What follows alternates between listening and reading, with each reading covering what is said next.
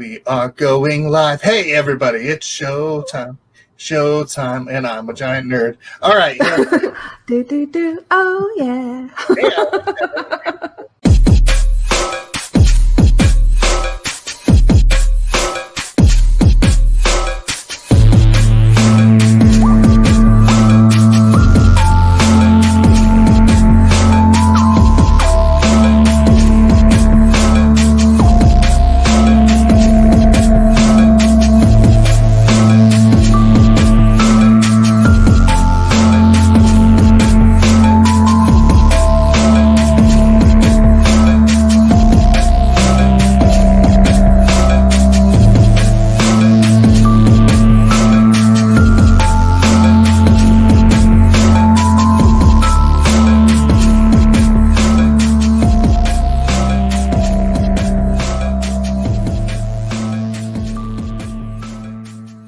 Ready to go live. Hello, everybody. It's a dinosaur. His name's Rex and blah, blah, blah, bloop.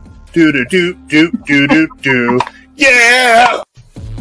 Tonight's live stream is sponsored by Makeno, Castle Siege, Starforge, and Blessed Dark hit Kickstarter October 15th. Hey everybody, it's Chris from the Charity Board Gamer. Super excited. It is Tuesday. I know, we're starting to do some of these on Tuesday, so you're probably wondering, like, this isn't Thursday, and that's like, you're correct. But hey, super excited tonight. We're going to be talking to Brian Lewis of Pandasaurus Games. We're going to be talking about some sort of dinosaur thing that's going on. Some little thing. Some little thing that's currently funded already on Kickstarter, which is awesome. Super excited about that. And then afterwards, we're going to be back on here at about 8:30, where we're going to actually be playing the game live with a couple members of the board game community. But Brian, thanks for joining us. Oh, thanks for having me. Great time. So kind of like what we do with formats, we talk a little bit about ourselves. We talk about, of course, the game, and then we're going to talk about charity. Now, Brian wanted to talk specifically about the American Cancer Society, which you can actually check out by going to www.cancer.org. So that is going to be one of our discussions tonight, is the American Cancer Society and why that means something to Brian. But first, let's learn about Brian. Brian, tell us a little bit about yourself, and we'll go from there. Oh, well, I've led a fairly interesting life, I guess. I won't go back to when I was born, but right now I work for Pandasaurus Games. I'm blessed to work in the industry. Not everyone can say that. And I've been doing that for a little over a year now. Before that, I worked in retail for, probably 15 years. I worked for Verizon. I worked for AT&T, both in sales, and then I managed a GameStop. Before that, I was teaching. I lived out in LA. I worked for a music publisher. I wrote music. I don't write music much anymore, but I wrote a lot of choir music. I used to teach choir. So I wrote some textbooks. I did, a bunch of little things here and there. I always say, I'm a jack of all trades, but master of none. That's what it feels like. I've done so much. And things just have to hold my interest in order for me to do it, I guess. Okay, so you already piqued my curiosity, because I graduated with a bachelor's in music, and so I have to know, were you choral? Were you instrumental? What were you? When I was undergrad, I actually studied composition. I was a voice major. I actually played saxophone in high school, and I was pretty good, I guess. And I wanted to be a music major. My brother played French horn and was he was a phenomenal French horn player. Like, could have been top of the creme de la creme of French horn players, but he left that because he wanted to get a job where he knew it would be steady and he would make money. Because as a musician, there's no guarantee, especially French horn. You would play symphonies or film scores, basically. Yeah. I completely understand, because with French horn, there's not as many in the orchestra as there are violinists or flautists or things of that nature. Yeah, there's typically 4 in a section in a major symphony. If it's a chamber, it's 2. So you get into these studios in Hollywood, and sometimes they're hiring 1, if any. So anyway, We're not here to talk about him. We're here to talk about me. Yeah. Gosh, so- who cares about your brother? Exactly. Unless he's watching, forgive us. So, I was actually a composition major. I actually was in choir as well, and my teacher, he said you should audition on voice, and I was like, I mean, I've only been really singing in a choir for like 2 years, so I really hadn't done much with it, and I didn't take lessons on that. I took lessons on saxophone. Well, I auditioned. I went to Baldwin Wallace College. Now it's Baldwin Wallace University. It's right outside of Cleveland. And they had a conservatory, and I applied, and they accepted me with a voice scholarship. And I was like, well, I guess I'm doing voice. So voice, did that for 4 years, and I got my composition degree while I was there. After that, I got my master's in choir, in choral conducting, went to Western Michigan University. Did that in Cincinnati Conservatory? No, Western Michigan University. Okay. I was curious. Yeah. I mean, there's a conservatory which is right down in Cincinnati. Yeah. Are you not a Bengals fan? Is that why? No, actually, I shouldn't be saying this. I'm not a sports fan. Never was. Okay. My entire family had Browns season tickets for years. I never went to any of the games. I had no interest. I stayed home and played piano. So actually Baldwin Wallace has a conservatory, and for a small liberal arts college to have a conservatory is very rare. So they had a lot of musicians from the Cleveland Orchestra that would come in and teach, and so it was a great experience. I had a great time. I met so many great people while I was there. But then when I went to Western, met even more great people. I had such a great time, and I had a couple of teachers that came up to me and said, "You know what? You should really consider teaching. You'd be very good at it." And I think part of that is because I had that composition background, and for me, it's part logical, like the form of music, how to put things together, orchestration, like all these things, like how do you make things all work together in order to make them sound good and work. So I was like, yeah, maybe I should get a teaching certificate. So I did. I stayed an extra year in that program to get a teaching certificate, and then started teaching. And after a couple of years, I was like, I don't think I want to do this anymore. I remember sitting down with a friend, really close friend, and we're having lunch, and she says to me, so how are things going? I said, okay, I'm kind of already not regretting, but like dreading going into the classroom. Not that I had bad students. I had incredible students. I just wasn't really getting anything out of it. And she looked at me, she's like, that's not good. She's like, so if you could be doing anything, you're like, no bars too high, what would you do? I said, I'd really be interested in writing music for film scores. She's like, well, you should do that. I was, really that simple?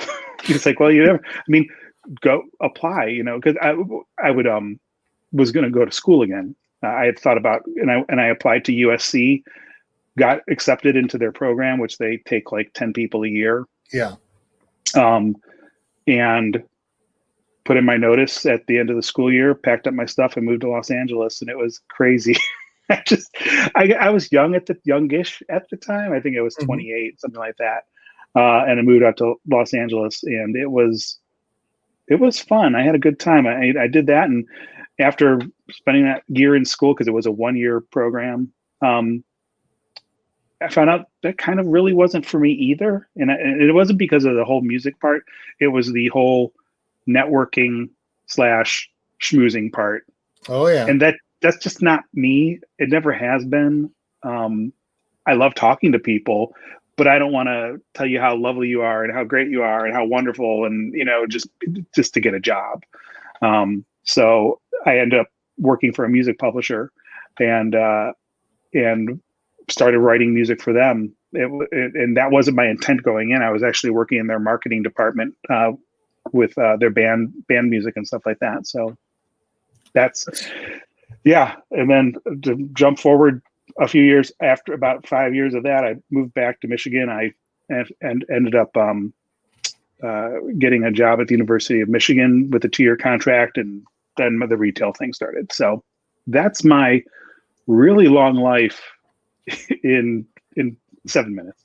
No, that's good. No, I enjoy the music side because like I was a cellist, and I still will sing once in a while, just not at the range that I normally could have. And I'm helping out right now with 501c3 children's chorus. And so we're trying to find ways with social distancing in the pandemic to virtually still do music theory with them, still be able to have them practice. And of course, there's always that latency or lag that happens from virtually from one end to the other end, where the conductor is conducting, and they're hearing it maybe about a half a second or maybe a couple seconds later. Thanks, Allison, saying that I can rock some Disney songs. Thank you. I appreciate it.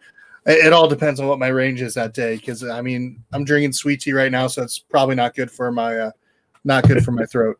But yeah, it's just one of those things where it's kind of like, trying to find ways for students to still be able to express themselves, still be able to vocally grow and prepare, because it's hard to be able to go towards a route of trying to get musically accepted into certain schools nowadays. I mean, you want to go to Shenandoah, you want to go to Cincinnati Conservatory, you want to go to Juilliard, you want to go to Carnegie Mellon or any of these other colleges and things of that nature, music-wise.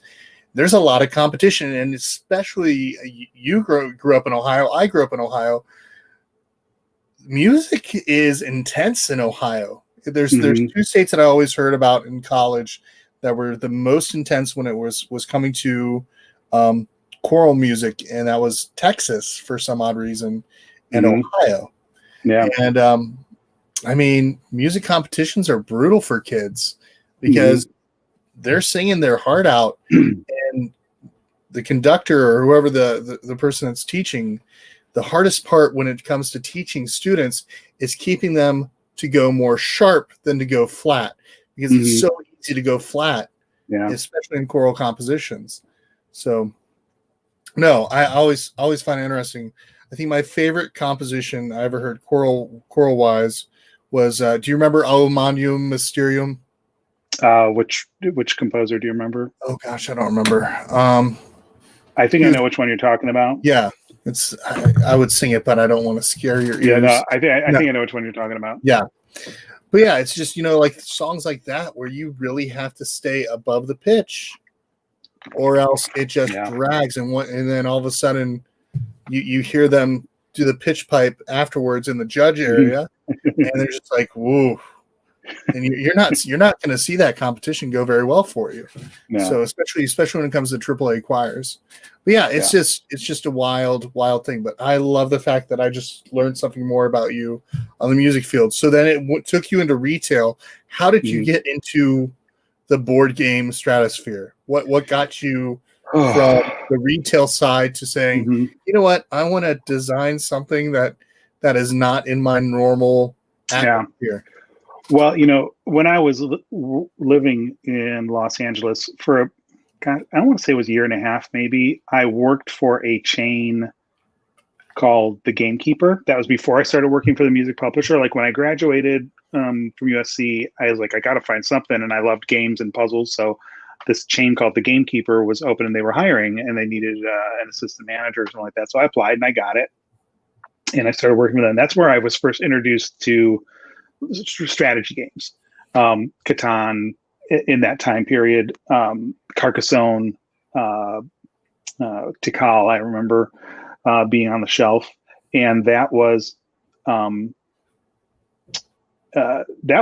my first really foray into that. Before that, it was mostly party games. I loved party games. I would come home, would visit my family, and I remember with my sister and her husband and my brother and his wife, we would get together.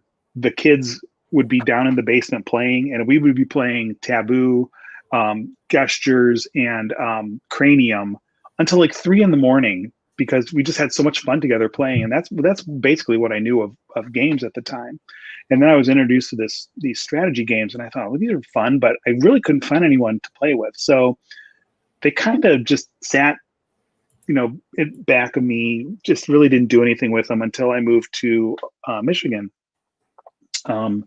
And I don't know why, but I remember I found out about Origins. I don't remember how I found out about it, but it was online. I was like, "Ooh, a board game convention. That sounds fun. Let's do that."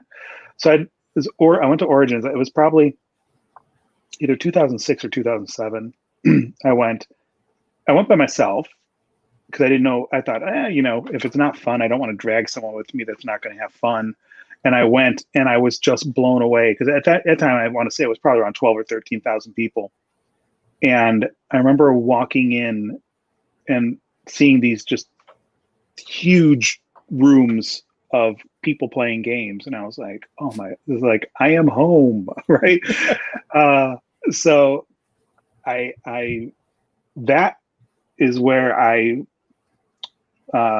was either that year or the next year. I remember I went back and I ended up playing Race for the Galaxy, and because they were doing like a teach and learn, pay a token and learn how to play the game. And I played it, and I was like, this is like mind blowing to me. Like, this is like so much fun. I've always loved puzzle games and logic and just how those cards work together and those synergies and stuff like that. And so I remember playing that, and I was like, I think I want to try designing a game. I had written choir music, so I was like, I want to try this. So I went home and I started working on a game. It was a card game, and it was basically a really bad version of Race for the Galaxy. Like, it had its own theme and its own ideas, but I hadn't done much designing, so I was just kind of taking what was there and regurgitating it, and it was not good. I don't even remember what the theme was. It was that bad. I remember playing it with a couple of people, and they're like, So that got shelved, and then I started working on something else and another thing, and another thing led to another, and it came to my first designed published game, which was called Titans of Industry.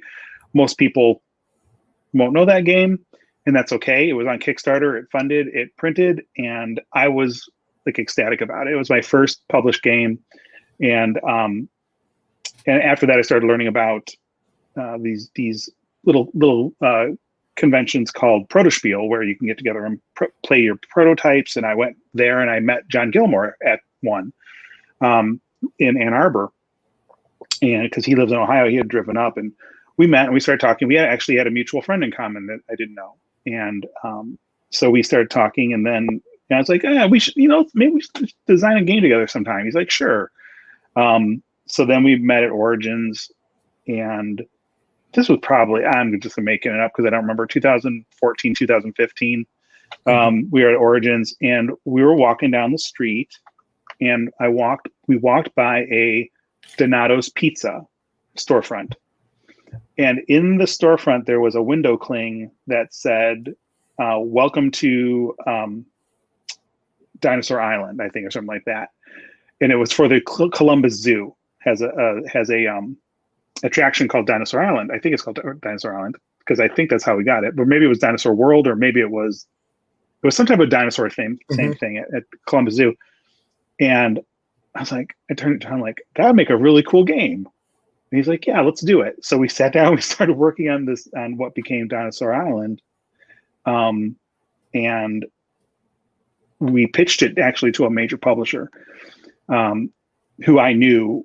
I had over the years had just become friendly with him. And I said, hey, I have this game, right? Would you be interested in hearing the pitch? And he said, sure. So we sat down and he played, and he's like, yeah. He's like, it's good. He's like, I just don't know how I would sell it. I don't know how I would market it. I don't think there's really a market for it. He's like, there have been many publishers before that have tried dinosaur games. They never sell. Everyone says they want a dinosaur game, but none have taken off. So I'm going to pass on it. I was like, okay, I mean, that's part of the job, right? You get rejected a lot. Then we sat down with Molly and Nathan from Pandasaurus Games, and they played it, and they're like, we want it. Okay. So the rest, I guess they say, is history. They took it and they put their spin on it and went on Kickstarter, and it wasn't originally going to be on Kickstarter, though. That's the funny thing. But they said, we think this is a game that should be on Kickstarter. We think that the market will help market it. We think if we get all these eyes in front of it. We said, sure, we trust you, because at that time they were maybe doing one game a year kind of thing on Kickstarter. And this was, and actually I don't think they had done one for a couple of years before ours. And so they launched it. And I remember going to bed the night before the Kickstarter launched, and I'm like, I'm just going to sleep in. I'm not going to worry about it. So the Kickstarter launched at 9 a.m. I think it was, maybe it was 8 a.m. But anyway, I woke up at like 9:30. I've always been a night owl, by the way. I woke up at 9:30 and I had like 10 text messages all from different people. And I was like, what is going on? So I look and they're like, congratulations. Oh my gosh, you must be so excited. And I was like, what is going on, people? And the Kickstarter had done like 20,000 in its first hour. And, you know, for nowadays, that doesn't sound like a lot. But back then, I say back then, this was 3 years ago, I think. Mm-hmm. This was a game that was unannounced. There was no press leading into it. It was literally like, here's the game. And we posted one thing on Reddit, Dinosaur Island is live on Kickstarter. And it just blew out of the water. Like I think Molly and Nathan had planned, they were hoping to do 80 grand total. We did 60 grand in the first day. We blew through all these stretch goals because they had it planned for like 3 weeks, and they were like spaced 5,000 grand apart. We're like, oh, this will take a while. And we ran out of stretch goals in the first 2 days. That's amazing. It was something else. I'm telling you, it was crazy. I did not expect it. It ended up doing $500,000 at that time. And at that time, that was their biggest Kickstarter ever. That's pretty awesome, because you think about it. I mean, 3 years ago, Pandasaurus was still a small mm-hmm. name. Now that name is synonymous with Dinosaur Island, and now Dinosaur World. Yeah, and that's pretty awesome.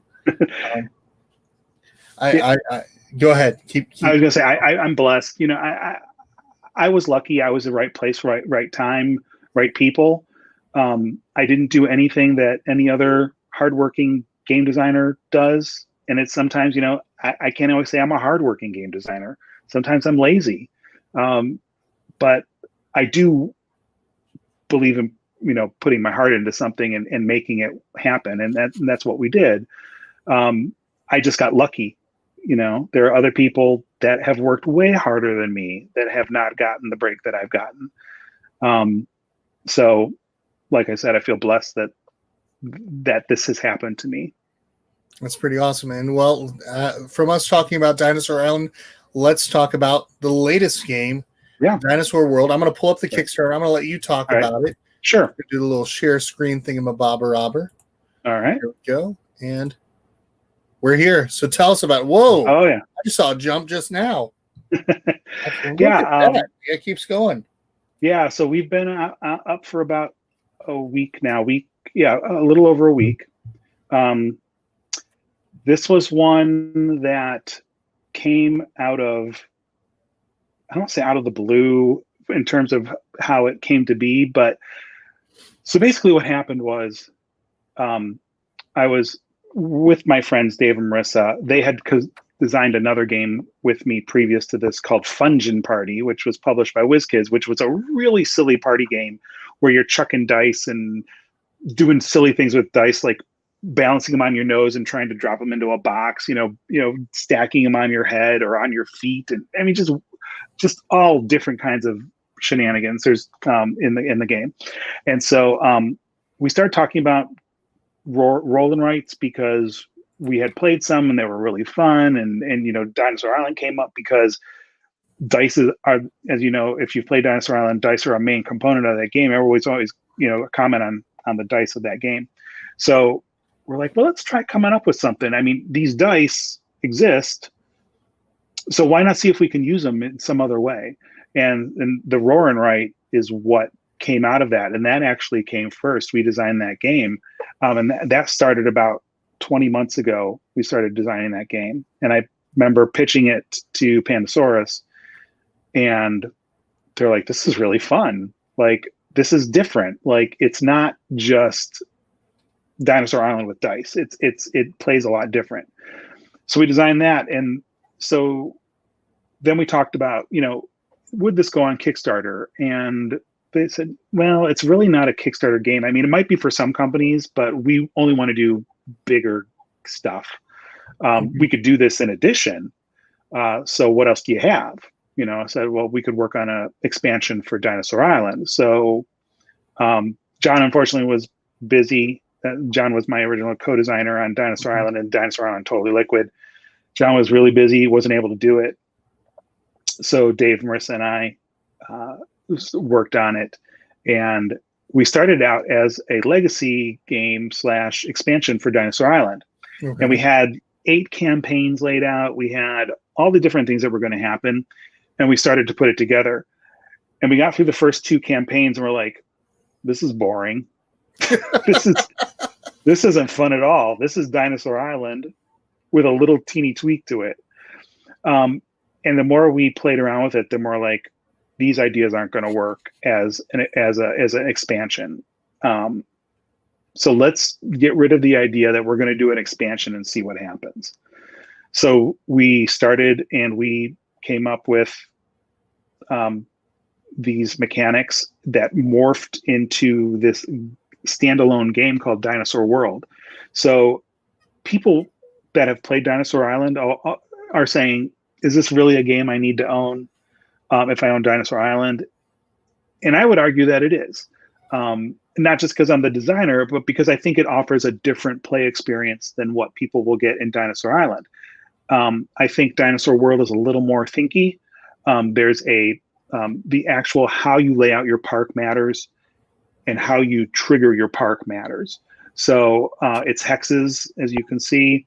Yeah, I like the look of it because it looks like you're actually laying them down too. Mm-hmm. Yeah, so you're laying them in your park. You draft them, you buy them, you put the dinosaurs in your park, you put your buildings in your park, and all the special buildings do something, right? So one special building, you visit it, you have to put a worker on it, and that's another aspect is the workers. There are no scientists in this game per se, like in the original game.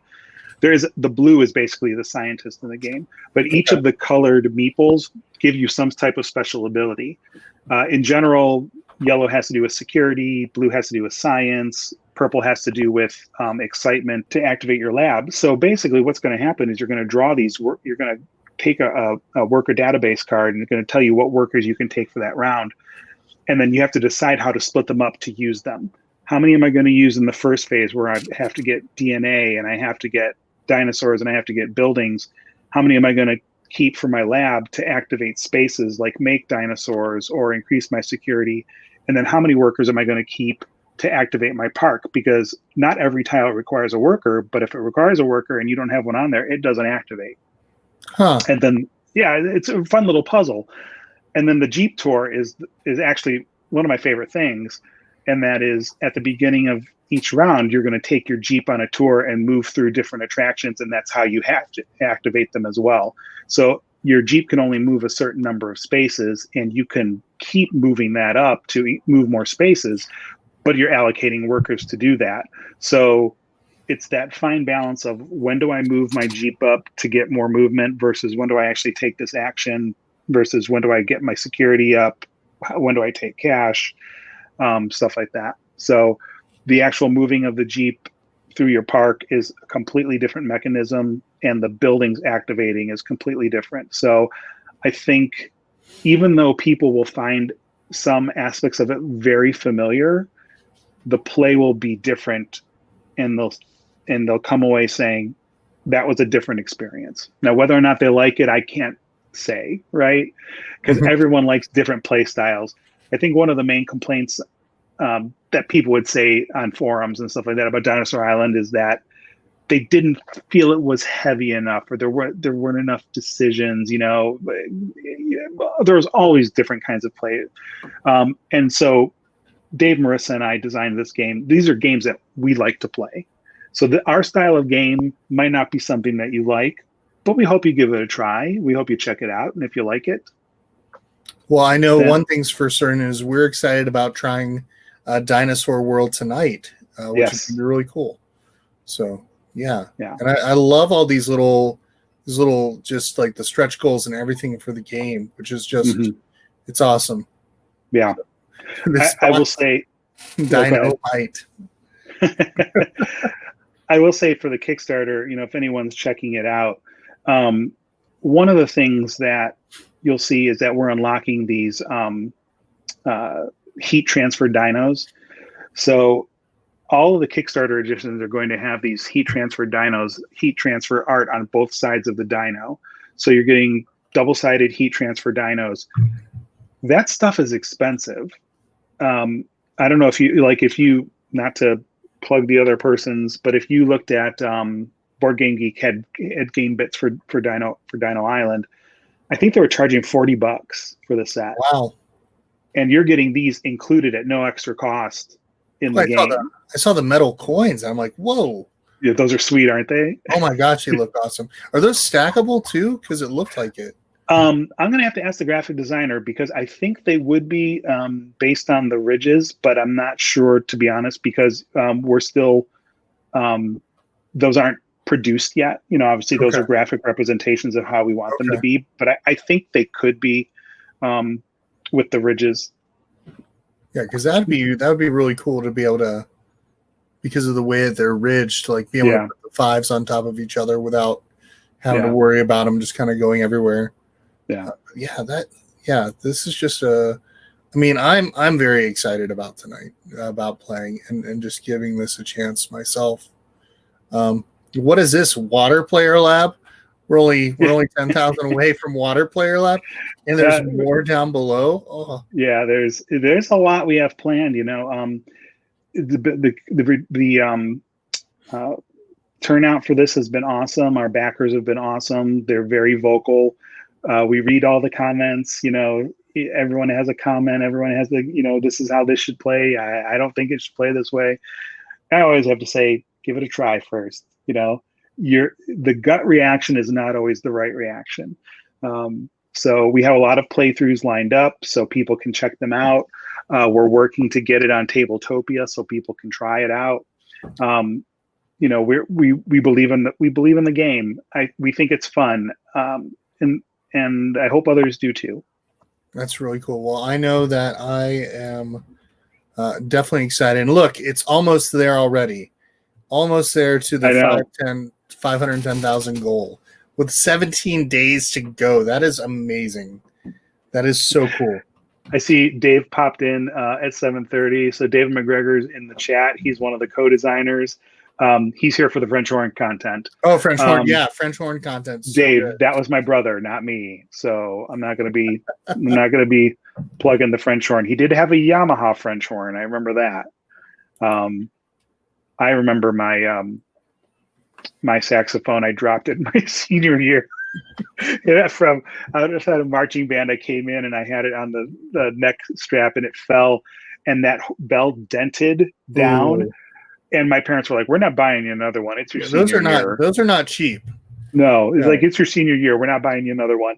So I played the rest of the year with this dented bell saxophone. It was pretty crazy. How's the tonality of it? It was fine. This is fine. Our band was pretty good. They weren't great. It was funny because 10 years previously they were like AAA high school band, and it just kind of by the time I got there, I didn't cause that, but that's just kind of what happened. But so I didn't get a replacement saxophone. Craziness. Yeah, when my parents made sure when we first got my first cello, we had it insured. Because cellos are not cheap either, unless you're going for, even student cellos are not cheap. But I got in a horrible car accident when I was a junior in high school. And of course, I'm driving a truck. So in the back of the truck is my cello, and it's nice, right? Nice, case and everything. And oh no, it didn't matter how nice that case was. But so then we went to luckily insurance covered that, and we were able to get another cello, and that was pretty good for me. So I was very happy. Yeah. However, I had like a nice replica. It was a Stradivarius based replica that I had before that I bought off a college. What was it? Originally was a college student, but I guess worked with the symphony, and it was dinged up like crazy, but it had such a beautiful sound. And so it's like, oh, and then to see its neck snapped, I was like, Yeah. my heart was just breaking. But yeah, having your instruments get damaged is never fun. Now, yeah, it's music can be a very brutal thing. What city are you in? Originally grew up outside of Cleveland. I was in Hartville, Okay. Ohio. Now I live in Charleston, West Virginia. Okay. The West Virginia Symphony Orchestra is around this area. They do a pretty good job. I'm very impressed with that, and they work with the Appalachian Children's Chorus. So that chorus has gone to Carnegie Hall. They've also had the chance to go over. They were supposed to go to Austria this year, which was amazing. They were actually asked to sing at the Opera House, and they also had a chance to be there for D-Day Memorial not last year, but 2018 in Hawaii. But they've had a lot of amazing concerts and chances as well, and they're recognized now as the state's choir. So that's awesome. Yeah, it's really neat to see what this one lady, Selena Midkiff, she just has taken these students over 30 years now and has just molded them and worked with them and helped them develop, and she makes music theory a part of the process, which sometimes you don't get that music theory even in high school. Sometimes you go into college and like they throw in theory and you're like, what? Huh? What's a half step? What's a whole step? I don't know. Major third, minor third. I don't know. What do you mean Here Comes the Bride is a major fourth? I don't know what you're talking about. So it's like it's a whole new I get it. That's why we wrote that. Our book that I wrote was called Sing at First Sight. It's still published by Alfred Publishing. It's a choir sight singing textbook, and what we do, we teach intervals, and we give the option of whether you want to use signs or not. Solfege is so good. Yeah. No. So the other thing we were going to talk about tonight, I'm going to pull that up real quick. And while I'm pulling that up, we are going to do a little share screen thing again. And we're going to go to the American Cancer Society. This is cancer.org. Tell us a little bit why you wanted to talk about this tonight. Yeah. I'm going to try not to cry. I'm just going to warn you right now. It's okay. Believe me, cancer is very prevalent in my family. Yeah. So we'll both probably be a slobbering mess by the end. So American Cancer Society is important to me because my mom passed away from cancer. Okay. She had stage 4 lung cancer when she was diagnosed. And it was just really the biggest gut punch ever. Thanks, Marissa. She's giving me a comment. And I still remember it was around Christmas a couple of years ago, and she had a little bit of a cough, and she's like, yeah, this cough is nagging me a little bit. And she went to the doctor and they gave antibiotics. And so after about a month, it hadn't gone away. So the doctor was like, well, we'll send you for a scan. And it came back and there were spots. And so she had to go in for the full scan and all that, and came back and they said, you have stage 4 lung cancer. And it was really hard. It was, I remember getting the text message from my sister saying mom was diagnosed with stage 4 lung cancer, and just my heart.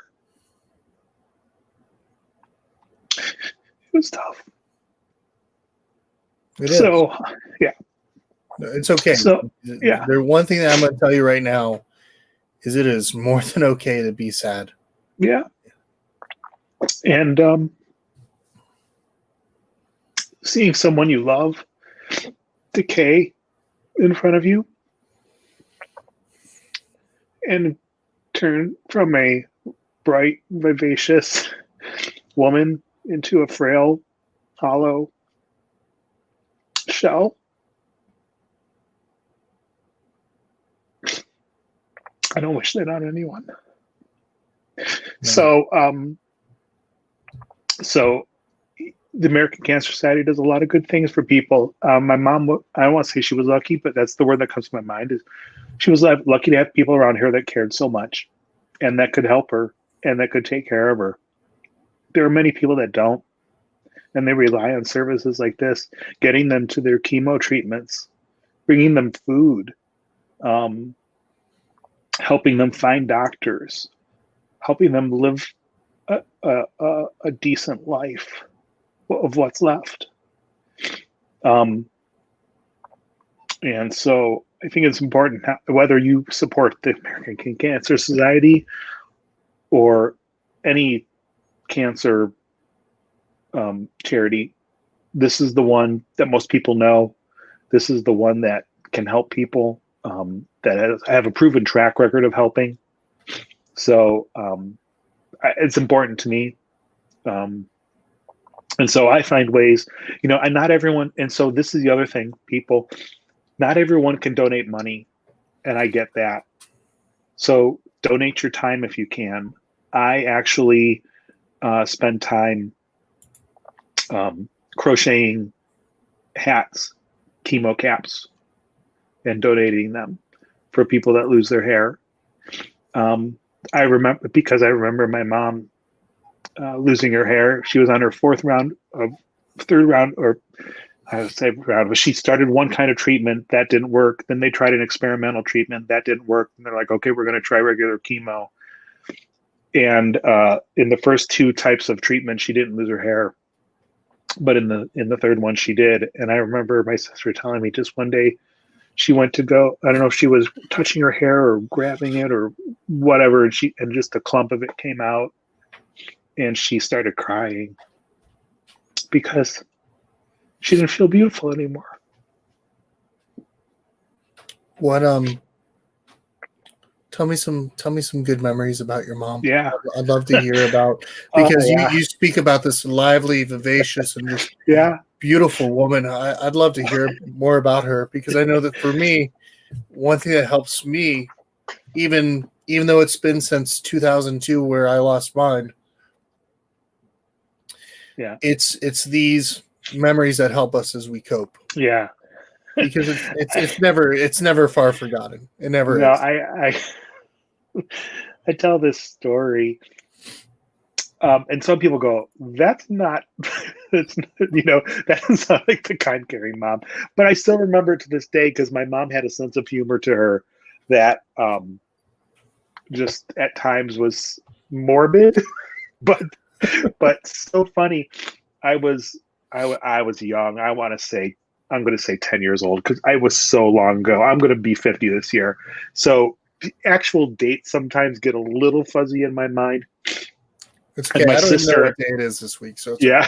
Okay. My sister has a birthday a week after mine. So she was having a sleepover for her birthday. Our birthdays are in October. And so my mom's like, let's go to a haunted house. So she went to a haunted house.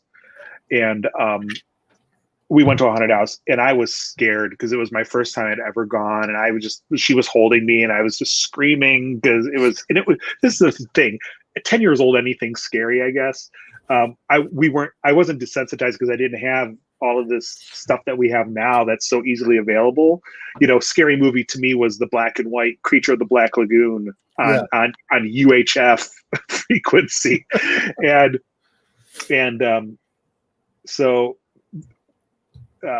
I was scared. The girls that were there for my sister's party were scared, and it was a sleepover. And we went back to the house, and I was in my bedroom, and I had a little 13-inch TV in my bedroom, and I was watching, in Cleveland. If you're from Cleveland, you might know Big Chuck and Little John was a show that was on every Friday night. They showed horror movies, right? So I was watching that. I don't even remember what movie it was, but all of a sudden I hear this like knock on my door, this knocking on my bedroom door. And I was like, come in. Nothing. Knock again. Come in. Nothing. Knock again. And this time I just basically screamed, come in. Nothing. So I got out of my bed. I went to the door, opened it up, and standing there is someone in a black robe with a mask on, like a rubber mask, and a knife. And I just screamed and I started crying.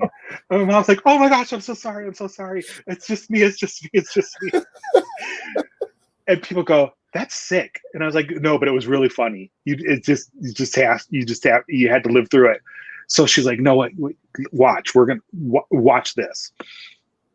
So we walk downstairs and she's like, "Watch around the corner." She goes out the front of the house and she walks around the back to where the family room is, and the patio door is open with the screen. But my mom had these long curtains in front of it, so all of the girls are in this slumber party room, and it's a nice autumn night, and so they're there, and she's back there, and I remember one of the girls saying, "Tracy, is the curtain just moved?" She's like, "Oh, the screen door is open. It's just the wind." And at that point, my mom opens the screen door. She had opened the screen door slowly so they couldn't hear it because the curtain was in the way. And then she just opens the curtain and jumps in with this, this mask and cape and knife. And those girls ran so far. Some were hiding in there. I'm sure nowadays we probably could get sued for something like that. But I mean, it was just, I remember laughing so hard about it. I mean, we brought it up all the time. Just, do you remember when yeah. So that's a memory I have about my mom, just the fun stuff, the wacky and zany and morbid, I guess, sometimes, things that we did. She was just a kind, caring woman who just went out of her way for anyone. When my brother had his triplets, she was there every day from like 12 to 4, helping, watching those kids every day.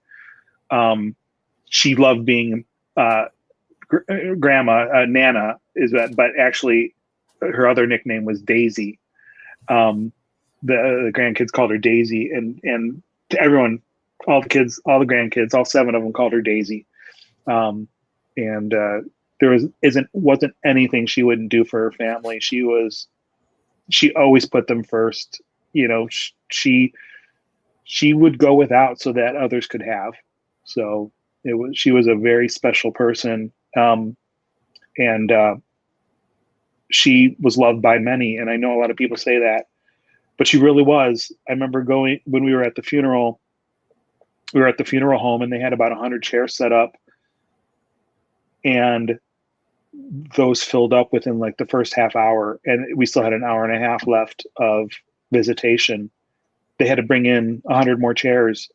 I think they basically said that was the most they've had in a long time for anyone, like for a visitation.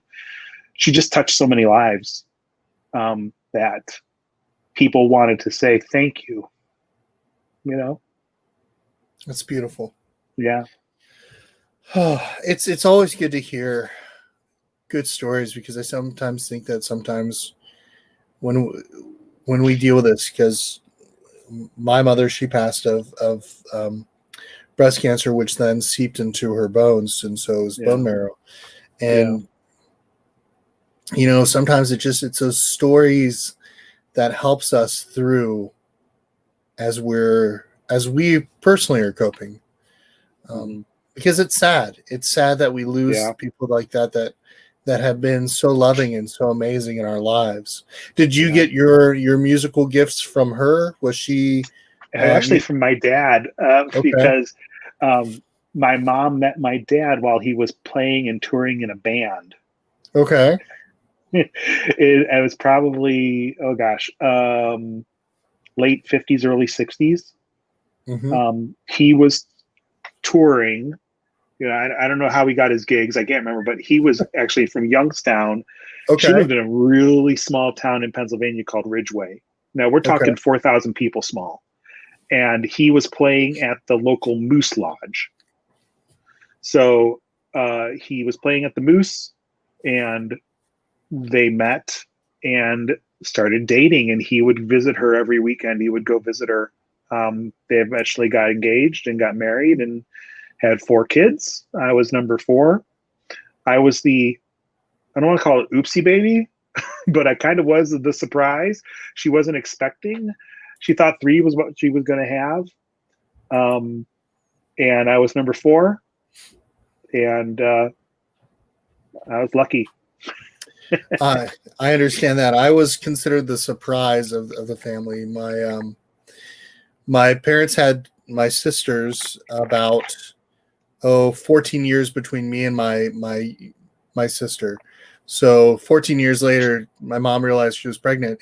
And of all the things that she did, she told people on April Fool's Day that she was pregnant with me. So of course they didn't believe her at all. So yeah, it's amazing. Yeah. Chelsea says she wasn't planned either. Well, we're glad that you worked out okay too, Chelsea. Yeah. Yeah, it's beautiful stories like that about families that make it worth it. So so American Cancer Society to you is in a way the way that you're making these caps and everything for cancer patients, and the way that you're helping out and volunteering is that way. And I love that, because there are ways for people to volunteer. There's even, I pointed it out while you were talking about, there's actually a get involved area where you can click on volunteer, and it'll take you right to here where you can donate if you're able to. But if you're not, there's volunteer opportunities. Yeah. There's things where you can raise money for, like Relay for Life. That's a big organization movement that people can do. I mean, shoot, we can do a board game marathon if we need to. Let's raise money that way. You know, it's something where we can give of our time somehow and make it worth doing. My favorite thing was when my wife and I first got married, she grew her hair out, and then she would cut it and we would give it to Locks of Love, which is something that, you know, because when people don't have their hair, there's a way to make it so that somebody does. I mean, it's really what it is. I mean, it's got on here. Go ahead.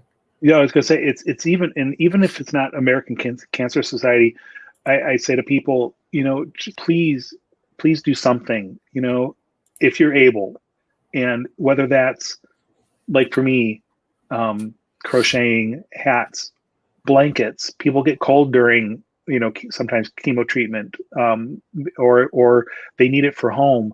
And I'll just make this offer right now to anyone out there that's interested in doing that, or it doesn't have. I will give you yarn. I will ship you yarn. I will give you the supplies to make the stuff if you need it, if you want, and or if you need something else. If you know, maybe you want to make little bracelets or something, remembrance bracelets or something. You know, I will help you. I've been blessed. You know, my games have sold well. And am I a millionaire? No, not at all. But I know that there are people out there that are less fortunate than I, and I will. I'll help in any way that I can. If I can, I will help. So please consider doing something. Even, or, you know, I know it's hard now, but when we're over this COVID thing, you know, eventually, can you donate some time? Can you go to? I'm going to tell this story because it shows the importance of donating time. When my mom was towards the end, she was put in hospice. We couldn't take care of her. We couldn't do it at home. It just wasn't possible. So she was in the hospital for a few days before she was sent to hospice. And I was in there and I was having dinner. If no one's been to a hospice before, it's basically a giant house building, depending on how it's set up, where people can go and they live their final days. Sometimes it's longer than that, though. And I remember I was out there, and they have a communal dining area, a kitchen. You can bring food and stuff like that. And I was sitting down, and then finished dinner. I got up, and there was a guy standing there, and I said, "How are things going for you?" And he said, "I'm doing okay." And we got talking, and his I think it was dad. I'm a little fuzzy on the exacts, but was in there. And he was the only sibling that had come to visit his dad in the hospice. The other ones were too busy. And that broke my heart. So there's sometimes people there that are alone, don't have anyone to help them, don't have anyone to talk to, now I'm not saying you can go visit them maybe, but they don't have anything. So there was one lady there who would make blankets and bring them. Even if you can't make them, you could buy a blanket because they don't have anything while they're there. And if they only have a week to live, wouldn't you want to be comfortable? So go buy that $10 blanket at Target and drop it off as a donation. If they're accepting, make sure they're accepting, because some aren't because of COVID. Yeah. But, because once someone passes, all that stuff has to be basically gotten rid of. So Marissa makes a good point about, Yeah. even being pen pals. There's organizations out there like Chemo Angels where they pair up people that have either lost somebody that has passed of cancer, or they pair you up with somebody that currently has either been going through the same battle you're going through, or has beaten it, has gone into remission, and has some certain likenesses that you do, which make it possible for you to connect. I remember my father-in-law, when he had pancreatic, and that took him. He had kind of like a pen pal person who also served in the military that would send different things to him and encourage him. And one of those things was a stuffed teddy bear. It was like a Build-A-Bear that was Navy. My father-in-law, he was Air Force, and then he worked at the shipyard afterwards. But so he got a bear from the Navy, from a Navy guy, and he just kind of chuckled a little bit, and it was just something special because that was given to that cancer survivor from his kids. But the idea of pen pals and making those connections and being able to be there for these people, you make a great point. It's something that we truly do need to do, especially now where it's like we can't go out. We've got to be healthy. We've got to be safe. And these people, their immune systems are completely destroyed. Right. You said they're on their last few days and their weeks, and there's chances where people can't be in there. I know hospitals right now aren't even allowing visitors to really still go into them unless they are like seriously close to kin or an adult guardian. But I mean, it's the other thing I wanted to say, and I touched on my mom because has had the biggest impact on me. My brother-in-law, my sister's husband, was diagnosed with lymphoma I think it was about a year ago now. It was about a year after my mom died, I think. He was diagnosed with lymphoma. And so, luckily he was caught in time. It was caught very early stages. So he went through radiation, and he's clear now. He's in remission, which is great. He's going to be tested again. He was just tested at a 6-month mark. He was still in remission. He has to be tested again next year. And then I think after 2 years, something like that. But the thing about that is the doctors have told him it's not gone. It'll eventually come back sometime. You could be lucky, and it could be 25 years from now. Or it might be in 5 years. Or a few days, right, or whatever. So that's also important, to me. One of the reasons I chose American Cancer Society, because, we're every day they're searching. It's amazing the what's the word I'm looking for? Treatments that they've come up with that help extend people's lives. There's no cure, obviously, as we know that, but the things they can do with the DNA. The whole sequencing of genes and all this stuff that 5 years ago was a pipe dream has helped people, and this money has to come from somewhere for funding. Yes, there is government funding, and there's private funding, and there's all kinds of funding, but it's never enough, right? No.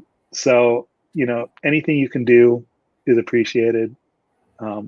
Anything you can donate, time, money, materials, anything. Yeah. Well, I want to say, Brian, it is a pleasure talking with you. I am excited about, of course, us playing Dinosaur World afterwards, but Mm-hmm. this is a good message. Talking about your mom, about Mm-hmm. her significance in your life, and her legacy that she has clearly left behind, and how you are still giving back to those who are in need, which I am so thankful for. So Thank you. I want to tell everybody thank you for being on here with us. We'll be back in about 30 minutes to play Dinosaur World tonight. Super excited. Once again, I will pull up the banners real quick to show it, but it also is in the chat as well. Dinosaur World, there's a little link on there, but especially the big one, cancer.org. You have a way of volunteering, whether it be physically or you want to do something crazy. I know somebody had already put on here, it would be awesome to have days where we could offer virtual game demo playing for board game lovers who are stuck in hospital or hospice. And I think that is a great idea. I think that is a beautiful idea of finding ways for people to still connect and be able to know that their lives still matter. Because, like you said, there's families that their kids aren't visiting them. Right.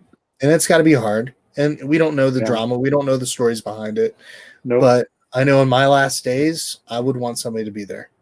Yeah. So For and sure. yeah. And yes, Susie, you're right. Thank you so much, Brian, for sharing your personal stories. Your mom sounds like she was so fun and lovely. So Thank you. yeah. Well, I'm going to go ahead and I'm going to play us out. And I'm going to wish everybody an awesome evening. And we'll see you back here in about 30 minutes where we're going to be playing with Little Meeples, Jaybird the Word, Brian, and myself, and playing Dinosaur World, which I am beyond excited about. Currently funded on Kickstarter, already at $508,000 funded, which is amazing. And this has been already a beautiful start to the evening. I cannot wait to enjoy some more. So everybody, good night. Good night, everyone. We'd like to also thank The Op for sponsoring tonight's live stream. One of our favorite games for them currently is Hues and Cues, which is in stores now.